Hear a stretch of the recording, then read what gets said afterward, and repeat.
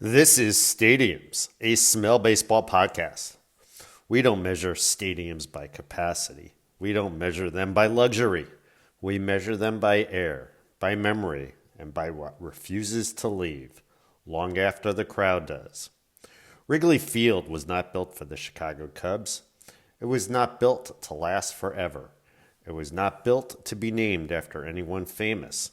It was built because baseball briefly lost control of itself, and a rebel league forced the sport to react. That league disappeared. The stadium stayed. In 1913, the Federal League began play. It challenged the reserve clause. It paid players more. It treated them like labor, not property. Organized baseball scoffed. But the Federal League didn't just talk. It built ballparks, permanent ones. In 1914, a new ballpark opened on Chicago's north side, Weigman Park. It was named after Charles Weigman, a restaurateur who understood crowds better than pennant races. That detail matters. The Chicago Federals played there in 1914, soon renamed the Whales in 1915. You can hear the instability in the names. You can smell it in the air.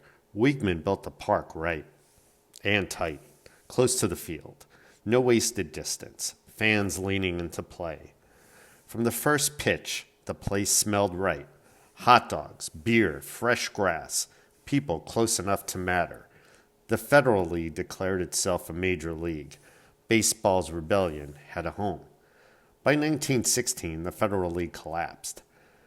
The challenge ended quietly through settlements, buyouts, paperwork.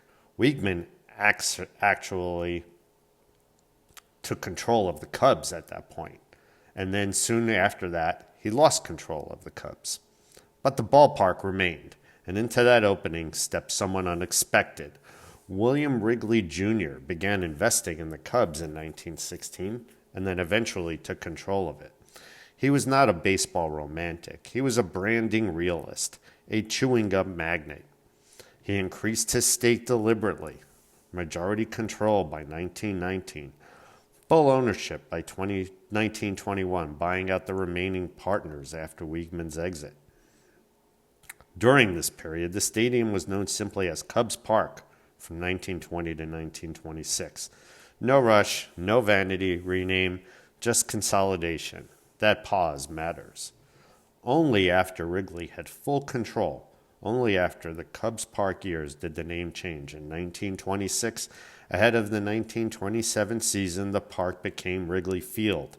This was not cosmetic. It was a branding moment. Team, stadium, identity. Here's the irony and the truth. The most organic, human-scaled ballpark in baseball carries the name of a man who sold gum. And yet it works because Wrigley didn't impose grandeur. He let familiarity do the work.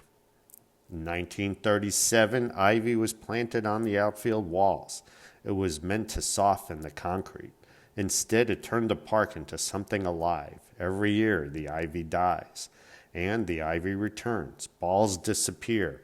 Outfielders hesitate. Wrigley becomes the only stadium that ages visibly with the season.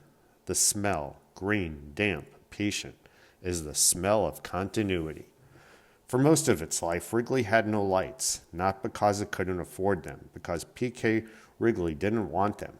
He believed baseball belonged in daylight, that neighborhoods mattered, that rhythm mattered. Until 1988, Wrigley remained a daytime sanctuary. The smell of a 1:20 start, sunscreen, fresh cut grass, beer opened early, hope not yet negotiated. This wasn't nostalgia. It was philosophy. The Cubs last won the World Series in 1908. They wouldn't win again until 2016. Wrigley didn't sour under that weight. It learned how to hold disappointment without becoming bitter. That smell, optimism, mixed with resignation, became part of the air. Loyalty didn't require success. It required presence. When the Cubs finally won, Wrigley didn't erupt. It exhaled. The ghosts relaxed. And then, almost immediately, the park returned to itself. Because Wrigley was never built for winning.